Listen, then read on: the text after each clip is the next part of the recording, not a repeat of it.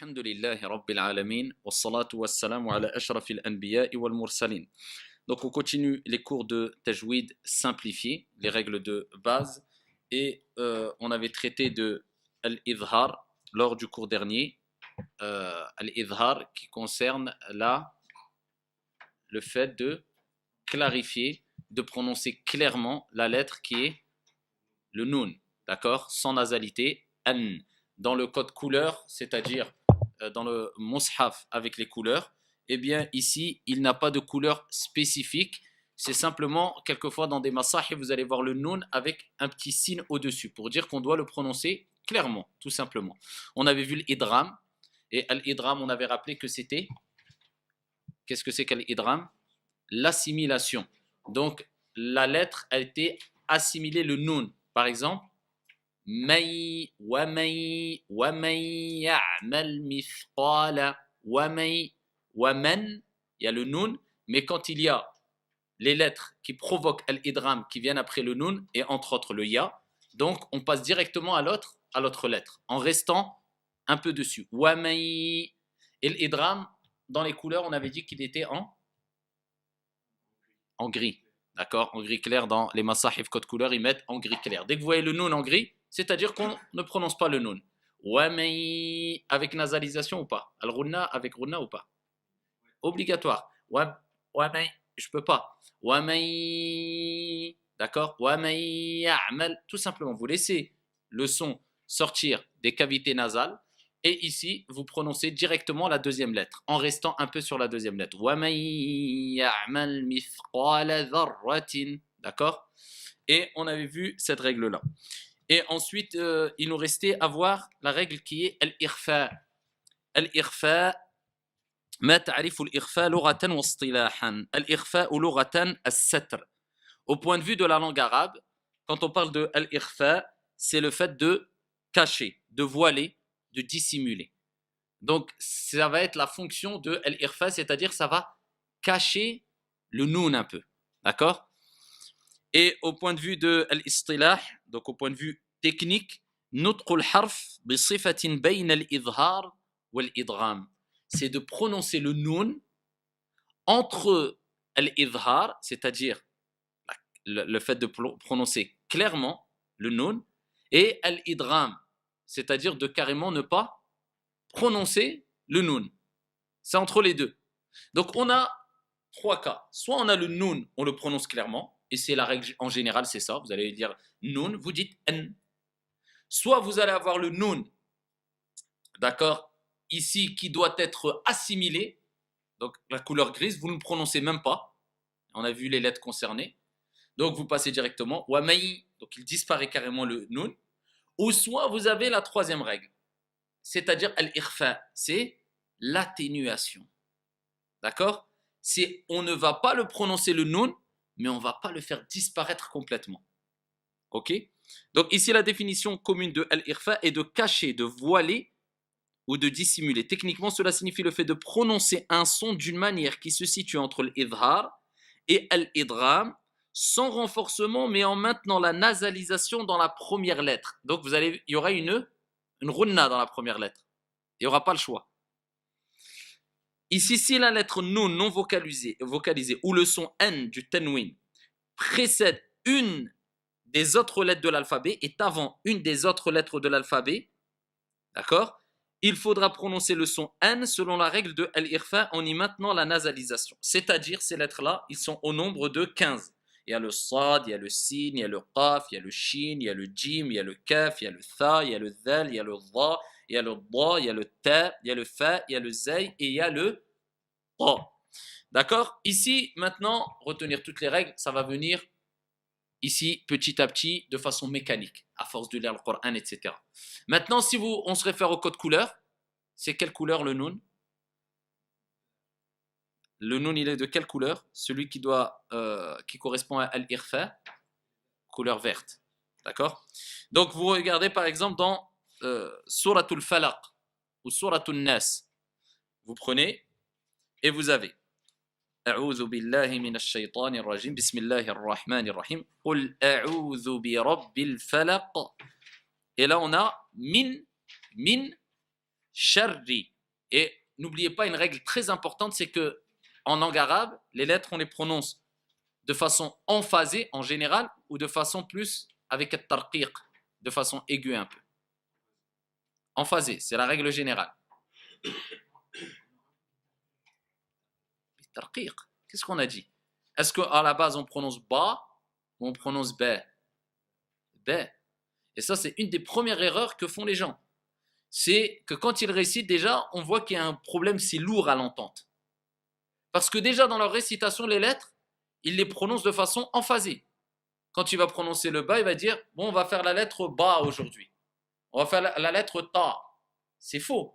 Les Arabes ne prononçaient pas comme ça. On dit, on va faire la lettre b, la lettre t. Et c'est plus beau même à l'entente. C'est pour ça que quand quelqu'un va commencer, par exemple, on avait dit al-basmala, al-fatiha, il va dire alhamdulillah ou alhamdulillah. Ah. Vous avez vu que ça embellit déjà. Et c'est le but de tajwid. Tajwid, l'oratan, c'est quoi au point de vue de la langue? Tahsin, l'embellissement.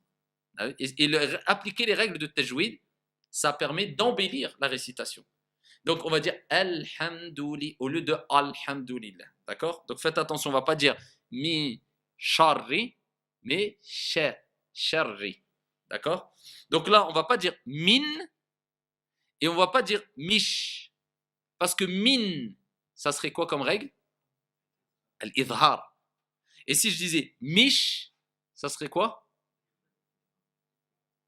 Al-idgham. L'assimilation. Comme wamay. D'accord? Elle le mange. Et nous, on a dit l'ikhfa, c'est entre les deux. Al-idgham, il est en gris. Al-idhar, il reste en noir. Et al-ikhfa, il reste en vert. Mi. Vous avez vu, c'est mi. Il n'y a pas de runa dans le shin. Mais c'est au début. D'accord? C'est comme si on va atténuer. Mi. D'accord? Mi. Il y a une nasalisation. Mi. D'accord? C'est simplement sortir un son avec el runna et rester un peu. Et juste avant de prononcer nun, on passe à la lettre qui suit. Mi. Sharril. D'accord? Et c'est ça al-ikhfa.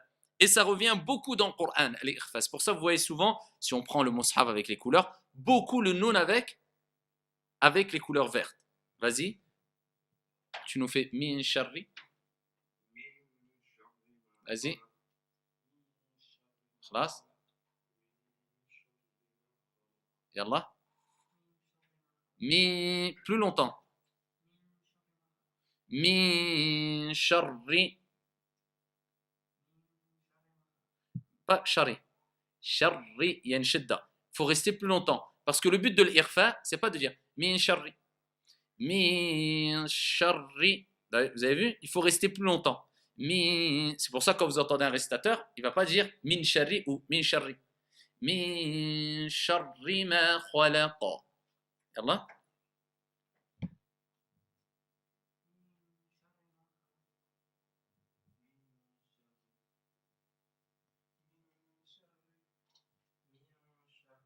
Khalas. De toute manière, quand on a fini les 4 cours, Inch'Allah, ou 5 cours, stop, on va s'arrêter, on va reprendre maintenant des pages du Mus'haf, et là, on va vraiment perfectionner la récitation et la lecture à travers la correction. Hein. Donc là, simplement, je vous simplifie les règles, comme ça, au moins, vous savez, vous allez, sans rentrer dans les détails. Là, je ne vous demande pas de retenir les 15 lettres par cœur. Non, khalas. Couleur grise, c'est al-idram. Tu sais que ça s'appelle al-idram, tu connais la règle. Couleur verte, c'est al-irfa. Tu sais que ça s'appelle al-irfa, tu connais la règle. Il a akhir. D'accord? C'est clair comme ça? Donc ça, c'est concernant al-irfa. Donc ici, al-irfa, comme je vous ai dit, revient beaucoup dans le Coran. Par contre, on a des règles. On a une règle ici qui est importante aussi. C'est que quand on voit une lettre, d'accord? On a le min, le mim et le nun. On est d'accord. Maintenant, pour savoir qu'est-ce que je vais appliquer au nun, est-ce que je vais le prononcer clairement? Est-ce que je vais le faire assimiler? Est-ce que je vais faire l'irfa? Il faut savoir quelle lettre vient après. Ok? Donc, on va partir du principe que la lettre qui vient après fait que, eh bien, je dois appliquer l'irfa. Mais maintenant, il y a deux types de irfa. Il y a un irfa qui est accompagné, qui est accompagné de at-tafrim, de l'emphase. Et on a un autre qui est accompagné de tarqiq, si on veut. C'est dit de façon plus aiguë. Quelquefois, on va entendre mi et quelquefois, on va entendre mian. D'accord? Mian. Vous avez vu la différence? Mi, c'est comme si je faisais juste un sourire. Et c'est ça en général. Mi. Et l'autre, mian. À quel moment je dois faire le premier type de irfa? À quel moment je dois faire le deuxième type de irfa? Le premier type de irfa, eh bien, c'est en général qu'on doit l'appliquer. Pourquoi? Parce que le deuxième type de irfa avec l'emphase at-tafrim, c'est-à-dire on remplit la bouche, on fait en, comme ici on avait parlé des lettres emphasées. Eh bien, tout simplement, c'est quand après le nun, il y a une lettre emphatique, d'accord, qui est emphasée. Mufakhama. Et c'est quoi les lettres qui sont emphasées? C'est les lettres, on avait parlé. C'est ceux qui viennent de façon emphasée naturellement. Le da, le ta, le dha, le sa, le qaf. Vous avez vu les lettres qui se disent comme ça? Pa, ta, ba, dha. Ok? C'est les lettres qui sont emphasées. On ne va pas dire the, sinon on passe dans une autre lettre. The. Et c'est ce qui nous permet de différencier aussi, entre autres, des lettres. D'accord? Et c'est ça le tajwid. Que tu donnes à chaque lettre son dû. Chaque lettre est bien prononcée. Et pour différencier les lettres, eh bien, il y a les règles de tajwid. Donc si moi je dis le dha, je vais prononcer de façon aiguë, avec at-tarqir. Je vais dire the. Quelle différence entre le dha après la lettre vel? Vous avez vu? Dha, c'est emphasé. Vel, c'est the. Vous avez compris ou pas? Donc ici, il faut bien comprendre qu'il y a des lettres qui sont emphasées. Ils ne sont pas nombreuses, cela, il faut les connaître. D'accord? Donc par exemple, si j'ai une lettre emphasée, emphatique, qui vient après l'irfa, nous prenons l'exemple de min qabl. Min qabl. D'accord? Donc il y a le qaf. Est-ce que je vais dire min qabl? Min qabl? Min qabl? Pourquoi? Parce que mon atténuation, de toute manière, va être ici influencée par l'emphase de la lettre qaf. C'est simplement pour faire une bonne liaison. D'accord? On passe le relais. Mi'an qabl. Mi'an. Dites-le. Mi'an. Vous voyez? Et là, vous avez vu? Et le premier type de irfa, c'est mi, sharri. D'accord? Et le deuxième type, mi'an qabl. Ok? C'est clair pour tout le monde? D'accord? On remplit la bouche. Mi'an qabl. Donc ça, c'est les deux types de irfa. Donc maintenant, comment je vais savoir? Je regarde, est-ce que la lettre après c'est un ta, c'est un qaf, c'est une lettre emphasée? Oui? Eh bien stop. Je dois emphaser un peu mon irfa. Ok? Donc ici, on va voir une règle concernant le mime. Le mime. On a fini avec le noun. Est-ce que c'est clair pour tout le monde le noun? Noun, c'est clair pour tout le monde? D'accord? L'application, on va faire un peu plus de lecture, incha'Allah ta'ala, après. Mais ça, c'est la règle du noun. Le mime, eh bien, ici, quelquefois, il peut être prononcé clairement. C'est clair. Pas de... Comme le noun, al-idhar. D'accord? Et quelquefois, il y a des règles. C'est ce qu'on va voir. Donc, qu'est-ce que le mime non vocalisé? Mal mime as-sakina wa ma ahkamuha. Al-mim أحد الحروف التي تخرج من الشفتين. D'accord? Entre les deux lèvres. C'est simple. Ok? Le mime est une labiale, c'est-à-dire une lettre qui correspond au son émis lors du contact des deux lèvres. Elle est régie par trois différentes règles. Al-irfa, al-idram et al-idhar. Vous avez compris les règles ou pas? C'est bon. Là, maintenant, on peut parler avec un langage technique. Donc, il y a al-irfa, c'est quoi? L'atténuation. Al-idram, la lettre est mangée, l'assimilation. Et al-idhar, ici, on prononce clairement la lettre, la non-nasalité. Ok? Alors ici, il y a une divergence au sein des gens de science, d'accord, concernant al-irfa. Al-irfa, ça serait quoi? L'atténuation. Vous vous rappelez, on avait dit min sharri. Donc on comprendrait que ça serait quelque part, ici pareil pour le mime. Par exemple, si on prend tarmihim bihijaratin. Tarmihim bihijaratin. Eh bien, si on applique al-irfa selon certains savants, c'est que quand le ba vient après le mim, eh bien, on doit faire al-irfa. Tarmihim. Donc, est-ce qu'on va fermer les lèvres? Non. Comme on ne va pas prononcer le mim clairement, on ne va pas prononcer le nun clairement. Lakin, il y a un grand nombre de savants qui ont répliqué en disant que ici, ce qui relève des règles les plus authentiques et qui remontent au prophète, c'est de prononcer clairement le mim ici. D'accord? Et donc de dire tarmihim. Simplement, comme il y a un ba après le mim, eh bien, on ne va pas dire tarmihim bi. On va ici faire que le mim, on va rester appuyé dessus. Tarmihim bihijaratim. Vous avez compris? À chaque fois qu'il y a le mim avant le ba, eh bien, on va rester sur le mim en le prononçant clairement. Donc, clairement, il n'y a pas d'irfa. Ici, il le mentionne le irfa, mais comme Cheikh Souaïd et d'autres, ils ont rappelé ici les preuves que ce qui était le plus proche, le plus authentique, c'était de le dire clairement. Ici, et en plus, c'est plus simple à prononcer. D'accord? Tarmihim bihijaratim min sijil. Et là, on verra dans l'application, Inch'Allah ta'ala. D'accord? Donc, le mim avant le bas, on prononce le mim clairement, mais on reste sur le mim. C'est tout. Donc, l'irfa, on l'enlève. Ok? La règle de l'irfa, on l'enlève. Vous avez compris pourquoi? Khalas. Il nous reste le al-idram. Al-idram, c'est le mim qui va être mangé, assimilé.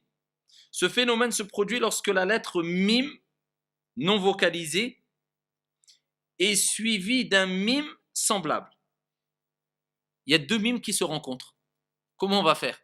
Eh bien là, il y a al-idram. Le deuxième mime va manger le premier mime. Et quand on a dit qu'il y a l'idram, qu'est-ce qui se passe?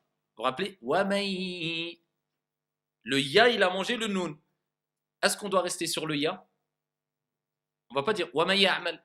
Wamai. Pareil. Là, en fait, le deuxième mime va assimiler le premier mime, mais le résultat, la règle de l'idram, c'est qu'on devra rester dessus. Ok? Eh bien, ici, le deuxième assimile alors le premier. Cela s'appelle l'idram, l'assimilation des identiques, de lettres identiques, telles que dans les deux exemples suivants. Dans Surat al-Baqarah, Allah Azza wa Jal, il dit Fi qulubihim maradun. Ils ont dans leur cœur des maladies. Fi qulubihim, il y a un mime. Et maradun, il y a un mime aussi ou pas? Donc deux mimes qui se rencontrent, on applique la règle de quoi? Idram. C'est-à-dire le deuxième mime va manger le premier mime. D'accord? Et on va rester appuyé sur le deuxième mime. Ok? Si je prends ici dans Suratu al-Baqarah, Fi qulubihim maradun fazadahumullahu marada. Donc c'est la deuxième page de Suratu al-Baqarah. Si on prend les lignes, 1, 2, 3, 4, 5, 6, 7, 8, 9. D'accord? Non, afwan. 1, 2, 3, 4, 5, 6. Sixième ligne. Fi qulubihim maradun. D'accord? Donc là, vous voyez que fi qulubihim. D'accord? Il y a une shedda sur le mim. Et il est de couleur verte. D'accord? Donc de toute manière, deux mimes qui se rencontrent, comment je vais faire? Fi qulub. J'ai pas d'autre choix que de quoi? D'appuyer dessus. Il y a deux mimes qui se rencontrent, vous comprenez? Mais la règle, c'est que c'est l'assimilation. C'est le deuxième mime qui a assimilé le premier. Et donc, quelque part, ils se sont renforcés les deux, si on veut. Ça fait une shidda, simplement. Donc, quand vous allez lire comme ça, vous allez dire Fi qulubihim marad. D'accord? Donc, vous allez appuyer sur le deuxième mime. Ok? Et on a al-izhar. Ce cas se produit lorsque le mime non vocalisé est suivi par une des lettres de l'alphabet. Donc, c'est la règle générale, al-izhar. À l'exception des lettres ba et mim. D'accord? On a vu la règle de ba et le mim. Ok? À part ça, bah, vous prononcez le mime normalement. C'est simple ou pas? Ok? On va voir une autre règle. Et on arrêtera avec cette règle-là, Inch'Allah. Il nous restera, je pense, un seul cours sur les règles de tajwid résumées. C'est al-qalqala. Al-qalqala. Al-qalqala, c'est la résonance. La résonance. Donc, à quoi consiste al-qalqala? Qu'est-ce que c'est que al-qalqala? Al-qalqala, c'est une règle qui revient beaucoup. Simple, avec le code couleur, c'est la lettre de couleur bleue. À chaque fois que vous voyez une lettre de couleur bleue, sachez que c'est la règle de al-qalqala. Ok? Donc là, j'ai passé directement les règles des moudoud, hein, parce que ici, je préfère les traiter dans un seul cours. Donc on passe à al-qalqala et on reviendra prochain cours, Inch'Allah, sur les moudoud, les prolongations. Quand et comment prolonger. Al-qalqala, ma ta'rifu al-qalqala lughatan wa istilahan. Donc, quelles sont les significations communes et techniques de al-qalqala? Donc ici, le terme al-qalqala désigne en arabe dans son sens commun l'agitation et la perturbation. Ok? Et dans son sens technique, ici c'est une forte résonance d'un son provoqué par son émission sans voyelle à son point d'articulation par les cordes vocales. Donc, en tout cas, on peut dire de façon très brève, c'est une sorte de résonance. Ahad, ahad. Et on ne va pas dire ahad. Pourquoi cette règle-là encore? Il faut savoir que les règles de tajwid n'étaient pas enseignées à l'époque du prophète alayhi salatu wassalam, et à l'époque des compagnons. Pourquoi? C'était naturel. C'était l'arabe chez eux. C'était une science infuse, innée, pas innée, mais c'était en eux, surtout la langue arabe. Donc ici, ils n'avaient pas besoin de ces règles-là. Et après, petit à petit, quand ici l'islam s'est propagé, quand l'arabe a perdu quelque part à travers certaines tribus ici de son haut niveau, eh bien il a fallu expliquer aux gens pourquoi on prononce comme ça les choses, pourquoi, etc. Sachant qu'à l'époque, même les Arabes, ils lisaient aucune ponctuation, aucune voyelle. Même les points, il n'y avait pas les points. Ils se retrouvaient. D'accord? Ils savaient si c'était un ba ou un ta ou un tha. Il n'y avait même pas les points, rien. Ils connaissaient. Après, petit à petit, on a mis les points. Après, petit à petit, il y a eu les voyelles. Ok? Donc, al-qalqala, cette règle-là, elle est expliquée pour nous rappeler que sans al-qalqala, on ne va pas savoir vraiment de quelle lettre on parle. Imaginez-vous, on enlève la résonance qui va permettre de clarifier de quelle lettre on parle. Comment vous allez prononcer Qul huwa Allahu ahad? Parce qu'on s'arrête là. Ahad, ahad, ahad. Je vais le prononcer. Comment je vais savoir que c'est un del, un ta, Est-ce que c'est clair la lettre ou pas? Elle n'est pas claire.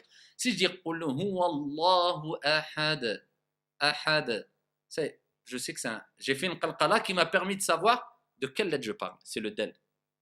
Vous avez compris ou pas? Donc c'est faire une résonance. Et ces lettres-là, on va les voir, Inch'Allah, tabaraka wa ta'ala. Ces lettres-là, il faut les connaître par cœur, parce qu'ils ne sont pas nombreuses.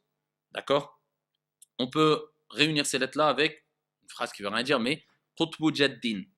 Le Qaf, le Ta, le Ba, le Jim et le Del. D'accord? Le Jim, attention, une petite faïda, les Arabes ne prononçaient pas Jim. On ne dit pas Ja, Jou, Ji. Mais ils prononçaient Dja, Djou, Ji.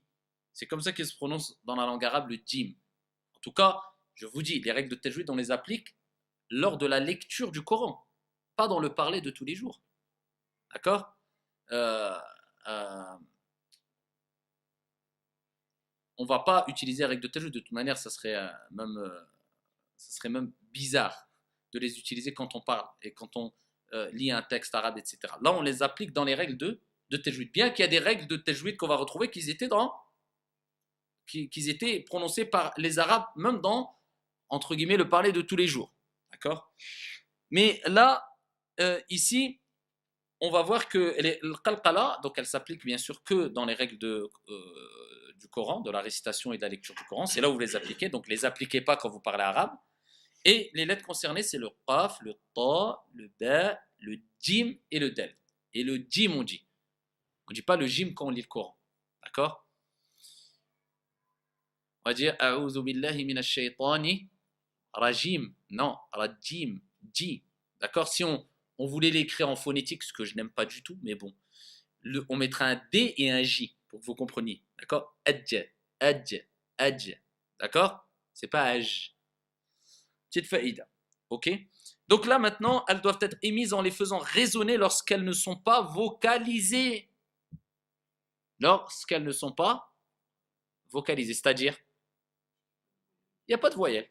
Là, on est d'accord. Ça, c'est non vocalisé, la plupart des règles qu'on voit. Hein? Ok? Par exemple, l'irfa, pour le nous. Ça, c'est quand il n'y a pas de voyelle.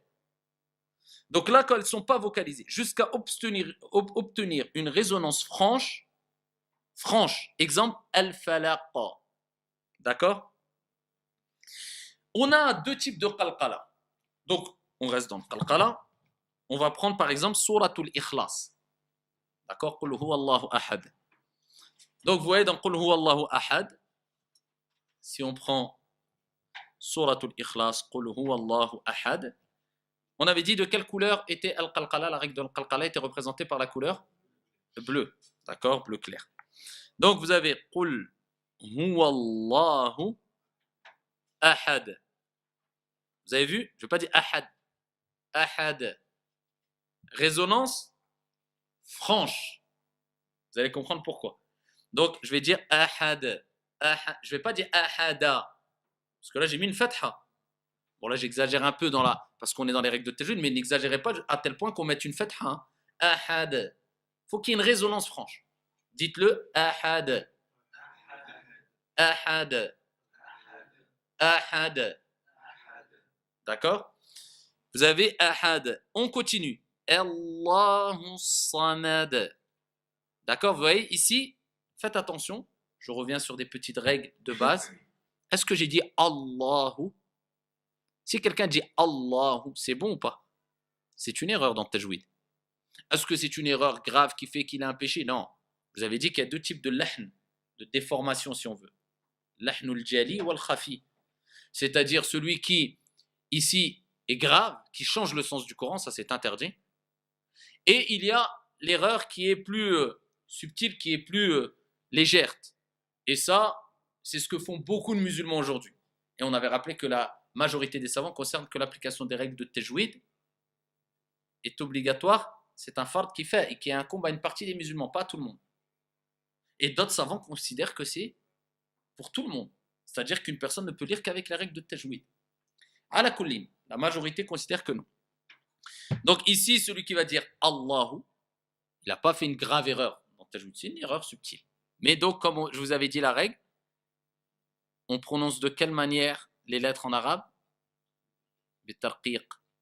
D'accord? Et apprenez dès maintenant à bien prononcer et différencier le kaf du qaf. Quelquefois, j'entends certains qui disent tarqiq, tarqiq. Non, le qaf, c'est le qaf.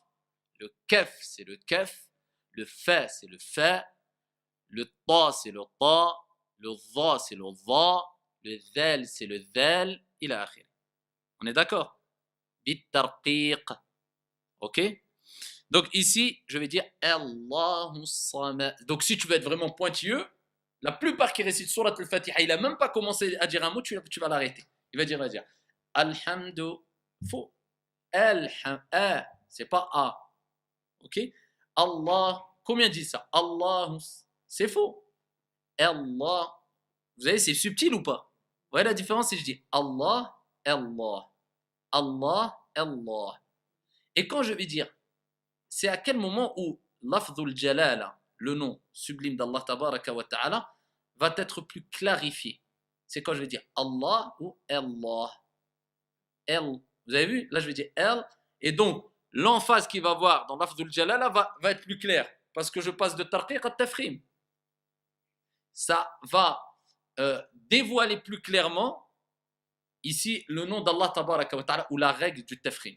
Donc, je vais dire Allah au lieu de Allah. Si vous dites Allah, il n'y a pas d'erreur dans le sens d'erreur grave. On est d'accord, hein? Même moi, ça va m'arriver de dire Allah. Mais si vraiment on veut être pointilleux, on va dire Allah.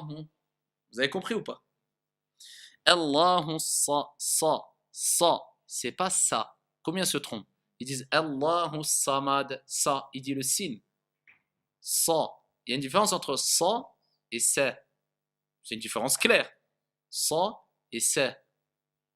Donc, si quelqu'un nous dit oui, mais c'est dur, non, c'est que tu n'as pas compris bien clairement au début comment sortir les lettres. Et on le verra rapidement aussi, ça. Comment sortir les lettres.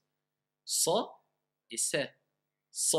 J'ai pas besoin de exagérer avec ma bouche en faisant sa. Non, il n'y a pas besoin. Mais ça se passe à l'intérieur. Sa. Vous entendez clairement la différence ou pas? Sa, sa, sa. Allahu sa. Mais attention, et ça on le verra plus dans l'application. Là, ce qui va embellir la récitation aussi, c'est de passer souvent de tarqiq à tafkhim, de tafkhim à tarqiq. D'accord? Parce que regardez, si je prends juste samad, Allahu, c'est emphasé ou pas? Sa. C'est emphasé, on est d'accord. Sa. Je n'ai pas d'autre manière de dire sa. Après, j'ai la règle de base, les lettres, ils sont bitarqiq. J'ai le mime. Donc, comment je vais prononcer ma ou me? Me. D'accord? Et après, j'ai quoi? Al-qalqala, de. Ouais, chaque lettre va avoir une règle. Donc, je vais dire Allahu samad. Samad. Et là, on entend bien le mot as-samad. Alors que d'autres, ils vont aller à 200 à l'heure, allez, samad.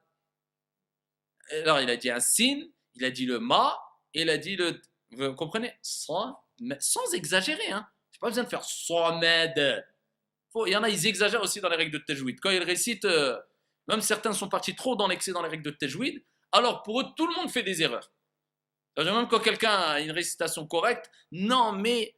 Et c'est souvent ceux qui approfondissent leur connaissance dans les règles de tajwid, ils ne font que ça pendant 1 an, 2 ans.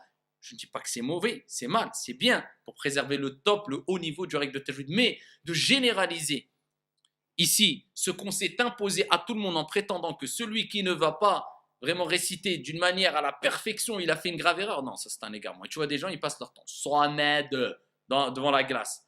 Ou alors même ils regardent, il met le son très fort. Regarde, il a fait un peu de rouna dans la lettre. Non, il a fait une. J'adore. Réciter, passe à autre chose. Maintenant, tu as appris à rester correctement. Apprends le Coran par cœur. Comprends-le. Et c'est pour ça certaines personnes font pendant 5 ans que du Coran. Tu lui dis juste, explique-moi c'est quoi le mot samad. Il ne sait pas. Parce que Miskin est resté que dans la lecture et les règles de tajwid. Alors l'islam, Allah il dit Taha ma anzalna alayka al-Qur'ana litashqa. On n'a pas révélé le Coran sur toi pour que tu sois malheureux, que ça soit quelque chose de pesant. Donc il ne faut pas que vous pensez que le tajwid c'est un obstacle. Non, c'est simple, c'est simplement pour clarifier les lettres afin que ça soit un obstacle entre vous et la grave erreur qui va faire que le sens du Coran va changer. Après, plus tu récites, tu appliques bien les règles de tajwid, mieux c'est pour toi. Mais si une personne récite avec les bases de tajwid, il ne change pas le sens du Coran, c'est bon pour lui. Il a une récitation, on dira correcte. On est d'accord. Donc, Allahu samad. On est d'accord? Vous avez vu le del, on l'a fait résonner. Maintenant, ça va être pareil pour le qaf, falaq. Si vous prenez en dessous, suratul falaq, قل أعوذ برب الفلق. فلق. Vous avez vu? Falaq. Je ne vais pas dire le falaq. Faq. Sinon, je n'entendrai pas bien le qaf. Moi, je veux entendre bien le qaf. Falaq. Ok? Et on aura la même chose pour muhit. Par exemple, le ta. Muhit. Vous avez vu? Muhit. Si je dis, non, elle n'est pas devant vous, hein, ce mot-là, il n'est pas devant vous, mais moi je vous dis, s'il y a le ta, muhit. Si je tire le qalqala, je veux dire quoi? Muhit. On ne sait pas si c'est un ta ou un ta. Vous avez compris? Muhit. Donc on a dit le qaf, le ba, le ta, le jim. D'accord? On a par exemple pour le jim, qu'est-ce que je peux dire? Peu importe, je prends un mot, hein. Faraj. Faraj. Marij. D'accord? Donc je vais faire edge. Edge. Je ne vais pas faire edge. Edge. C'est juste une résonance qu'on fait. Edge. Comme si on faisait rebondir. Edge. On est d'accord? Et il y a le qaf, le ba, on a vu, le ta, on a vu, le jim et le del. On a vu le del. C'est ça? Maintenant, il y a une chose à savoir juste sur le qalqala, c'est qu'il y a 2 types de qalqala. C'est pas compliqué du tout. Hein. C'est simplement une qalqala, une résonance qui va être franche, et une qui va être, on doit la faire un peu plus légère. C'est ce qu'on appelle al-qalqala as-sughra, d'accord? Qalqalatun sughra. Et la deuxième, al-qalqala, qui est kubra, grande. La petite résonance et la grande résonance. C'est très simple de savoir la différence. C'est-à-dire, une, vous allez faire une résonance franchement, et une, la faire juste un tout petit peu. Et de toute manière, ça va venir presque naturellement. Pourquoi? Parce que celle qu'on a besoin de faire franche, eh bien, elle vient en fin de mots où on va s'arrêter. Donc, elle a besoin d'être franche. L'autre, on doit passer à une autre lettre. On n'a pas besoin de la faire franche, d'exagérer dessus, parce qu'on doit passer à une autre lettre. Ça va trop provoquer un blocage, si on veut, quelque part. C'est quand elle se retrouve au milieu d'un mot. Tout de suite, après, on doit prononcer notre lettre. Vous avez compris? Donc, elle se produit, al-qalqala sughra, la petite résonance, lorsqu'une des lettres de résonance se trouve non vocalisée à l'intérieur d'un mot. La petite résonance. D'accord? Exemple. Khalaqna. Khalaqna. Est-ce qu'elle est en fin de mot, le qaf? Non, il est au milieu d'un mot. On est d'accord? On est toujours en train de parler des règles quand c'est non vocalisé, il n'y a pas de voyelle. Khalaqa. Il y a une voyelle sur le qaf? Non. Khalaqa. Regardez comment ça va être quelque part pas très beau à entendre. Ici, lorsqu'on va enlever la règle de l'qalqala dans le qaf, on va dire khalaqna. Khalaqna.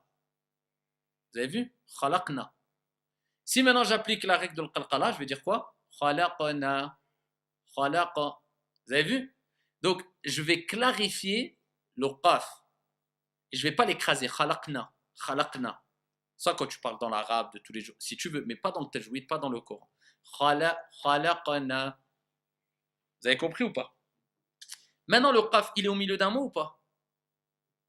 Donc, est-ce que je dois faire une grosse résonance ou une petite? Petite. Je n'ai pas besoin de faire khalaqna, khalaqna, khalaqna. Juste un peu. Khalaqna. Parce que je passe à une autre lettre, il est dans un mot. Vous avez compris? Si par contre, elle est en fin de mot, une des lettres, khutbu jaddin, le qaf, le ta, le ba, le jim, le dal, là, je la fais plus franchement. Par exemple, qul huwa Allahu ahad. Allahu samad. D'accord? Falaqa. Vous avez compris? Mais quand elle est au milieu d'un mot, c'est-à-dire vous allez voir un qaf, peu importe où, qui est non vocalisé dans le Coran, sachez que quoi? Ou un ba, ou un ta, ou un jim, ou un del non vocalisé, il faut appliquer la règle de l'qalqala. Il est en fin de mot, je fais franchement la résonance. Il est au milieu de mot, je fais une petite résonance. C'est clair ou pas? Et la grande résonance, c'est ce que je vous ai dit, elle se produit lorsqu'une des lettres de résonance se trouve non vocalisée en fin de mot. À une pause. Il faut qu'on s'arrête, hein? À une pause. Ok? Donc, on a plusieurs exemples. Par exemple, ici, il donne yaqtulun, yaqtulun. On ne dit pas yaqatulun. Attention, n'exagérez pas. Yaqtulun. On est d'accord? Au lieu de yaqtulun, yaqtulun. Vous voyez, c'est sec. Yaqtulun, yaqtulun. Ok? Par exemple, maintenant, la grande résonance. L'autre, l'autre. D'accord? L'autre, c'est un ta à la fin. L'autre, l'autre, l'autre. D'accord? Muhit, muhit. D'accord? On a al-buruj, al-buruj. D'accord? Al-buruj. Ok. Donc là, on a terminé avec ici la règle de al-qalqala et la règle du mim et la règle de al-irfa. Il nous restera, donc c'est le deuxième cours. Donc, il nous restera encore un cours, Inch'Allah tabaraka wa ta'ala, concernant les règles de tajwid, les moudoud. On va voir les prolongations, combien de temps, comment les prononcer et de quelle couleur ils sont représentés.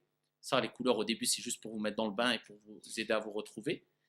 Normalement, un seul cours, Inch'Allah, et après, on passera à un cours de mise en application claire. D'accord? Et là, je vous interrogerai un par un. Et ensuite, on fera un peu de lecture, Inch'Allah ta'ala. Wallahu a'lam, walhamdulillahi rabbil alamin. Naam.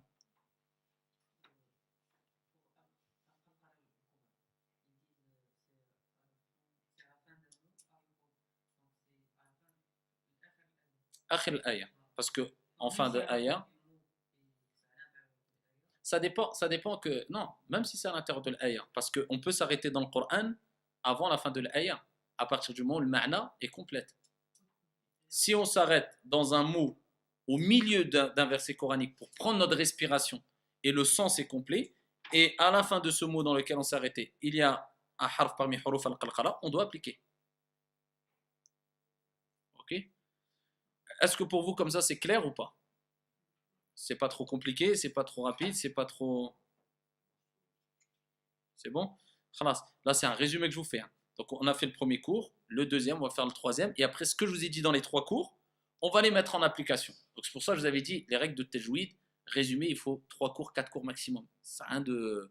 Après, par contre, quand vous êtes bien habitué, si vous voulez passer à une seconde étape, là, approfondir encore plus le tajwid, là, ça serait plus adapté de refaire, je pourrais vous faire, ça dépend du temps, que j'ai le programme un peu plus poussé dans les règles de tajwid, comme vous avez fait un peu à Abdul Wahid. Et après, et voilà, comme ça, en truc. Mais les règles de tajwid, les bases que je vous donne, si maintenant vous appliquez bien ces règles, et vous appliquez bien les règles de makharij al-huruf, sortir bien les lettres, savoir d'où ils sortent, c'est largement suffisant. Après, c'est de la lecture, si vous savez les lire bien, khalas, apprendre le Coran. Mais là, sans avoir ça, c'est un problème d'apprendre le Coran sans avoir ces règles de tajwid. Alors qu'Allah dit warattil al-Qur'an tartila. Tartila, les ulama, ils ont dit c'est ça, c'est de réciter le Coran clairement en appliquant les règles de récitation. Et comme je vous ai dit, il a été révélé au prophète par l'intermédiaire de Jibril alayhi salam. Donc c'est pas rien. Le Coran, c'est la parole d'Allah, elle doit être ici respectée et honorée. Et comment on l'honore? En récitant le Coran correctement, avec les règles de tajwid. Et je vous ai dit, si quelqu'un n'applique pas les règles de tajwid dans la récitation, même s'il n'a pas une belle... Je ne parle pas de la belle voix, hein. Ça vient en second plan. Comme il disait l'imam Malik, il disait déjà à son époque, certaines personnes vont prendre des récitateurs comme des chanteurs et les faisant passer de mosquée à mosquée. Parce que avoir une belle voix, c'est demander en islam, c'est-à-dire plutôt, ça c'est pas toi qui choisis, mais embellir la récitation du Coran, enfin c'est le Coran qui embellit la voix, mais c'est-à-dire essayer d'avoir une belle voix quand on récite le Coran, c'est demander, le prophète a dit de le faire.